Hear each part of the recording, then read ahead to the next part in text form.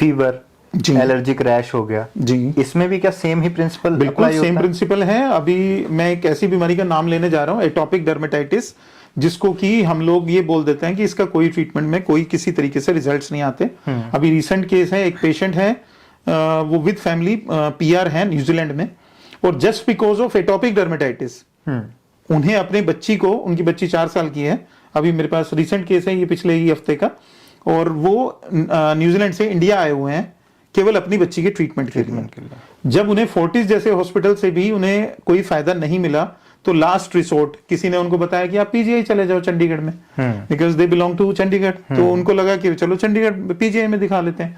वहां पे भी रिसर्च होने के बाद 3 महीने हो गए टेस्ट करते हुए, अभी तक उस बच्ची की जो एलर्जी थी उसको कोई आराम नहीं था। हमने उनका केस लेने के बाद उनको जो हमारा तो लक्षणों की समष्टि के हिसाब से ही चलना है जी। जो बच्ची का नेचर था हमने उसको आइडेंटिफाई किया, उसके हिसाब से प्रैक्टिकली जो मेडिसिन उसको बनती थी ईचिंग के लिए हमने उसको वो मेडिसिन दे दी। अब वो इतने पेन में थी ईचिंग के लिए कि उसको 3-3, 4-4 बार, 4 साल की बच्ची को आप 40 ml सिट्रीजिन सिरप पिला रहे हैं एक दिन में, यानी आपकी 100 ml की शीशी 2.5 दिन में खत्म हो रही है। आप सोचिए उसको कितनी हैवी डोज दी जा रही थी। बिल्कुल। हमारे पास जब वो हफ्ता पहले आए तो ये केस लाइव है, आप पर्सनली कोई भी आके मेरे क्लिनिक में पर्सनली वो फाइल चेक भी कर सकते हैं। पेशेंट को हमने मेडिसिन दी, सेम डे रात को पेशेंट की मदर का फोन आया कि इतना रिलैक्स माइंड से कोई भी दवाई लेने के बाद आज तक ये सोई ही नहीं है पिछले 1 साल में, पिछले 1 साल में। अब मुझे बताइए कि ये होम्योपैथी का स्विफ्ट और रैपिड और नहीं है तो क्या है आप खुद बताएं। अब इससे फास्ट क्या हो सकता है?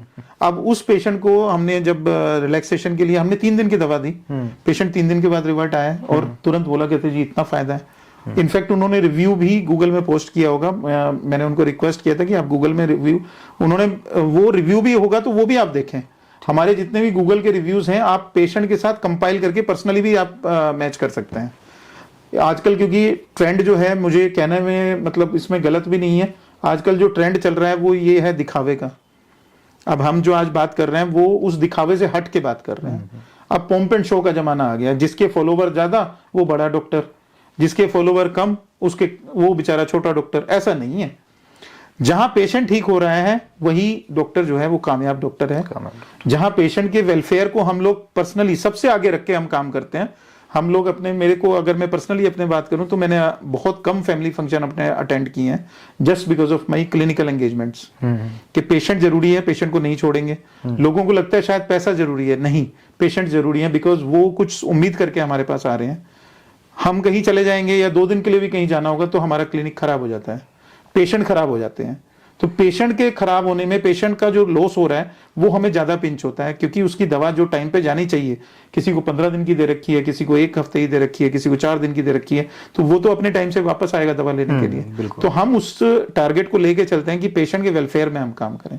बट कई बार पेशेंट भी फायदा उठाते हैं, दिन में फोन कर रहे हैं, रात को भी फोन कर रहे हैं। तो मैं ये भी चीज जरूर यहाँ पे आग्रह कर दूंगा, जो लोग देख रहे हैं एटलीस्ट अपने डॉक्टर को भी आप थोड़ी लिबर्टी दे सकते हैं।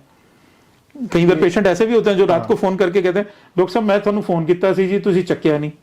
तो भाई हमने भी सोना है भाई, 7 घंटे की नींद नहीं लेंगे तो अगले दिन हम भी पड़े होंगे। आई थिंक एनआरआई पेशेंट्स या फॉरेन पेशेंट्स के साथ ये ज्यादा होता होगा। एनआरआई पेशेंट्स को तो मैनेज किया जा सकता है, बिकॉज इतना वो लोग सेंसिबल हो जाते हैं क्योंकि उन्होंने लाइन में लग के उन्होंने पासपोर्ट के लिए लाइन लगाई होती है, फिर बाद में वीजा के लिए, फिर सिक्योरिटी क्लियरेंस के लिए, तो उनको मालूम है कि क्यू सिस्टम होता है। अच्छा, तो they can very well understand. Problem कहाँ आती है? जहां पे लिटरेसी रेट कम है।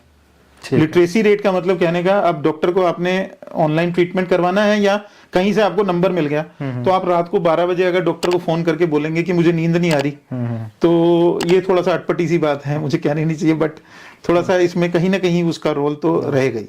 तो एजुकेशन लेवल हमारे कंट्री में अलग अलग लोगों का समझ की बात है वो पेशेंट की, ये अपनी समझ की बात है।